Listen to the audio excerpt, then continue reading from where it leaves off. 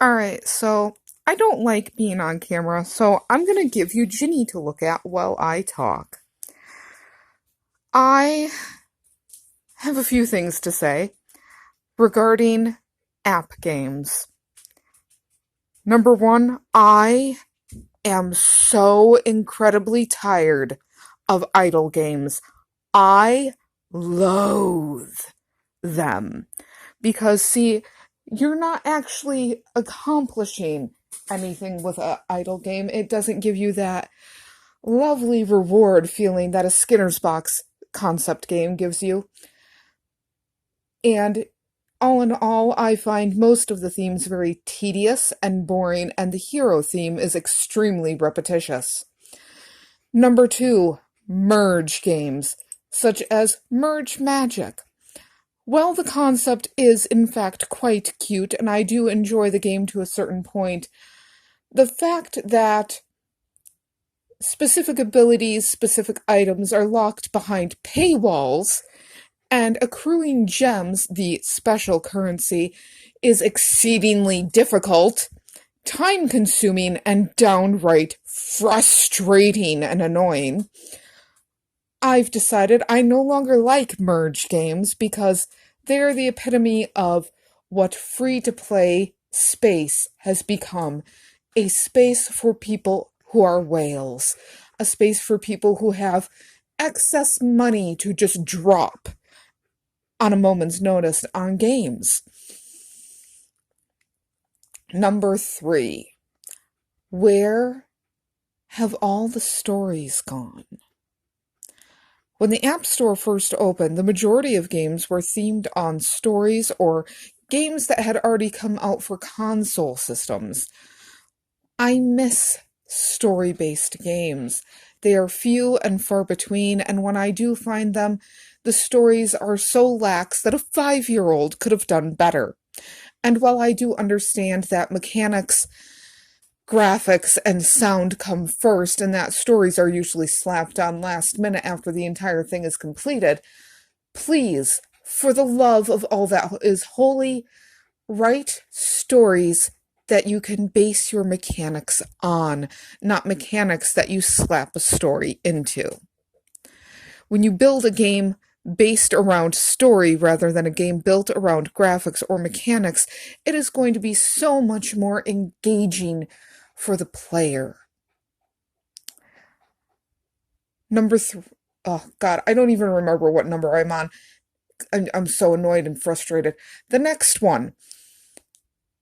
I would love to see more mixed style games. Yes, we have cross-genre games like puzzle adventure or puzzle simulation or puzzle strategy.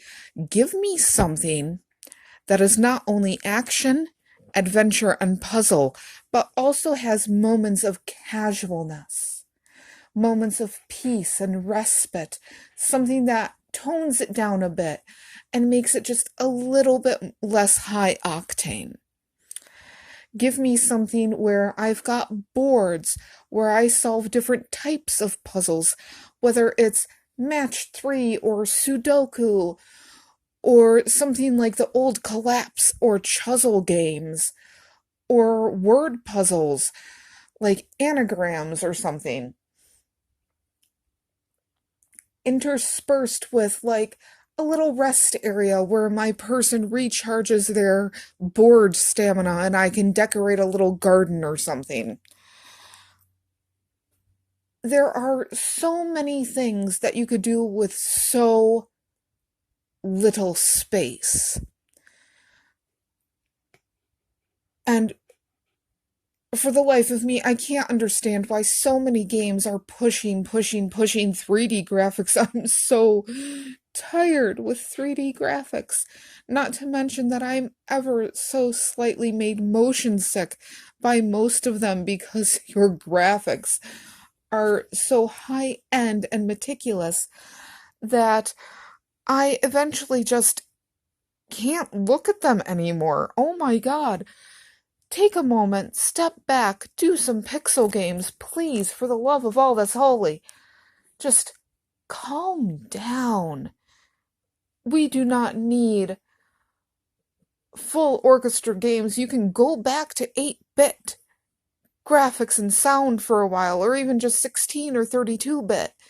We don't need these expansive, expensive graphics that don't add anything to the game really, other than be pretty picture filler that you use for ads. And speaking of ads, I'm going to say this once. While I do appreciate the free-to-play games a great deal, the incessant ads have to come to an end. Instead of ads that are banners or that are pop-ups that last 30 seconds to a minute, can we go back to product placement? I am more than happy to put an item in a space that, if I click on that item, links me to an ad space or directly to a store. Like, if you want to have ads for, like, clothing or Coca-Cola or whatever, yeah, sure. Give me a poster or a soda machine, like the old school soda machines that Coke had way back in the 50s, where you put in the quarter and you open the little door and you pull the cola out. Give me something to put in a space, or put it in a board, or just have it as random product placement. Shit, you could even use it as an in-game item dispenser to refill stamina. Make it something that players have to go to. And I know that I am at this point just ranting and rambling, but I need to vent. Because at this point in quarantine, my agoraphobia is full-blown, and I just don't know what else to do with myself other than play games on my phone or watch videos on YouTube. So this is what YouTube is getting from me, is me ranting while petting a dog. And let's face it, there are so many idle games. So many. And I have to call out Square Enix in particular. What are you doing to the Final Fantasy series? What are you doing? Do you know what would make you the most money right now? Right now, this instant? Give us a Chocobo ranching game for our phones. Let us breed chocobos. Let us grow greens and berries and nut trees. Let us breed and race our chocobos in the golden saucer. Give us that, please. You would see such a skyrocket. And even if it is a free-to-play game, people love chocobos. If you give us little boosters that we can pay for with the in-game currency or the special currency that people can purchase, people are so fond of the Final Fantasy franchise because it is so utterly nostalgic to our childhood. I was 11 when Final Fantasy VII came out, and the most important thing to me in that game were the chocobos. And the thing I had spent the most time on in that game was breeding chocobos to get the black and the gold ones to beat Golden Saucer and get all the best prizes.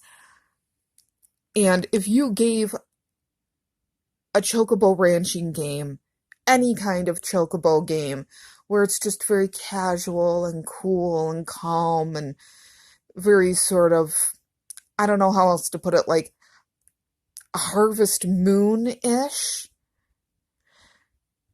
it would probably be your best seller or your all-time most downloaded game. Speaking of Harvest Moon, Natsume, what are you doing?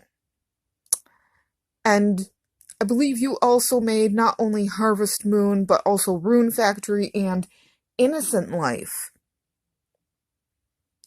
Now, to be fair, I do love the Harvest Moon series, and while I've never played Rune Factory, I've heard great things. I do, in fact, own the PlayStation version of Innocent Life, a futuristic Harvest Moon. And let me tell you, I've been waiting for a sequel to that, or a continuation of some sort, for so long. I would love an additional sci-fi Harvest Moon game.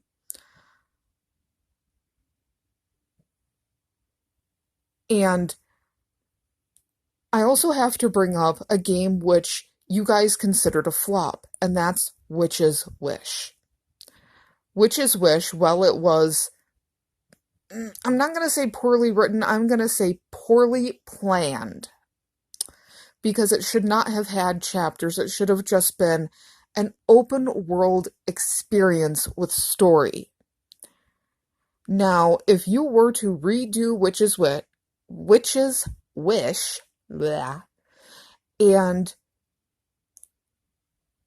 make it even the second one, wherein you actually control the main character and she is learning the magic as per the original storyline, but it's real magic, the magic that she can do with her broom or something along those lines, like Kiki's Delivery Service-esque. It would probably be a great game. The idea was sound, but the execution was poor.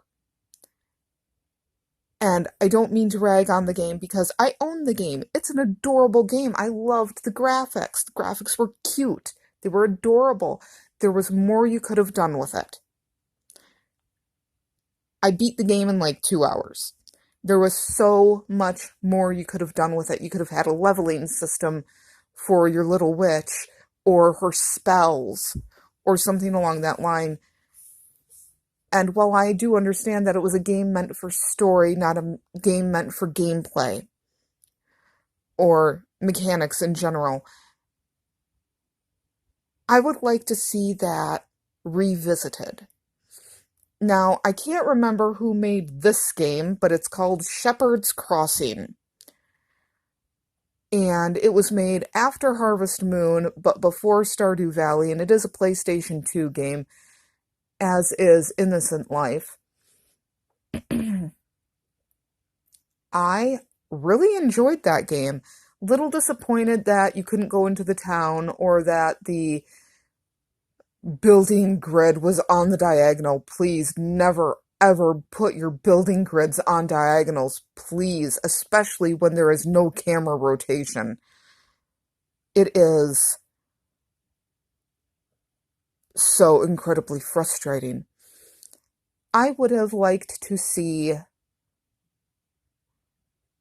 some extra interest in that game. Maybe actual genetic pedigrees for the dog breeds, or other ways to train them. Being able to visit the different towns would have been nice, even if it was just the market areas, just to interact with the NPCs more often. Because the game itself, while very lovely and calm, felt very lonely, story-wise, because you only got to meet NPCs during specific events or after crafting certain things for the first time. It was intriguing, and I realize now that this has turned into less of a rant and more of a ramble, and I apologize for that, but I'm very lonely and I don't really talk to people a whole lot. So YouTube, I'm talking to you, and you get to see my very adorable dog while I do so. What else?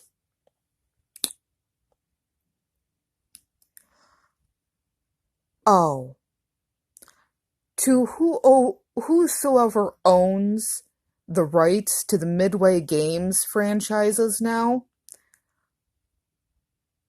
if ever you get around to it, please, you can keep the same soundtracks, the same voicing. All I would love to see is a graphic update to the Gauntlet games. Most specifically, Gauntlet Dark Legacy, because that one is my all-time favorite. I love and adore that game.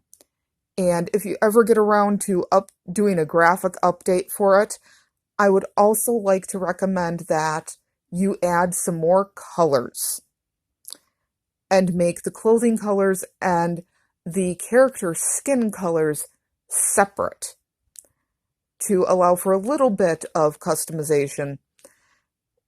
But you could also do it so that the original colors, red, yellow, green, blue, are the base colors you start out with.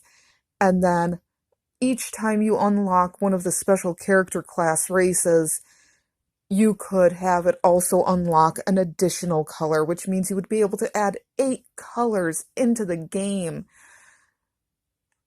And let me tell you, if you update the graphics and keep the same kind of camera design, people would flock to it, because I am old enough to remember when Gauntlet Dark Legacy was still an arcade game that I played at the movie theater before the movie started. It is among my top 5 most nostalgia-inducing games. And Nintendo. Nintendo, I would like to suggest, respectfully, a re-release for the Switch of all the original Nintendo and Super Nintendo games, because let me tell you, my mom has been waiting since the late 90s, early 2000s for you to re-release Star Tropics and Star Tropics 2. She never got to complete those games. And during one of our moves, one game went missing and the other got ruined in a flood. There are so many of the original Nintendo and Super Nintendo games that she absolutely adores, and she can't play your current games due to problems with the 3D graphics. Her problem with motion sickness is so much worse than mine, and it's heartbreaking to not be able to watch her play video games that she loves. And I applaud you, Nintendo, because I heard the rumor recently that you are coming out with a new Pokemon Snap. And oh my god, I cannot stop hearing my friends talk about it online. I hope from the bottom of my heart that it is an open world concept and that we are not stuck on the rail cart again. If you could just give us a camera, the apple treats, and the smoke bombs and let us loose into a world, even if it's the Galar region all over again, but without the invisible walls, you would get amazing sales. Amazing sales. Oh, I've been left. Well, I guess you're just stuck with me in my hand now, so sorry about that. And I would like to respectfully suggest you look into Pokemon Tabletop United and make an MMORPG for the Pokemon world based off it. You can find the free PDF online. It was all fan-created, fan art, fan-written. It is beautiful. And a game based off it would be amazing. I'm all out of time for right now, so I apologize for what started out as a rant and sort of slowly morphed into a bizarre ramble about video games and what I really hope for to see in the future. But goodbye for now, YouTube. I hope everyone is doing well, and that you're all staying sane, unlike me. Bye.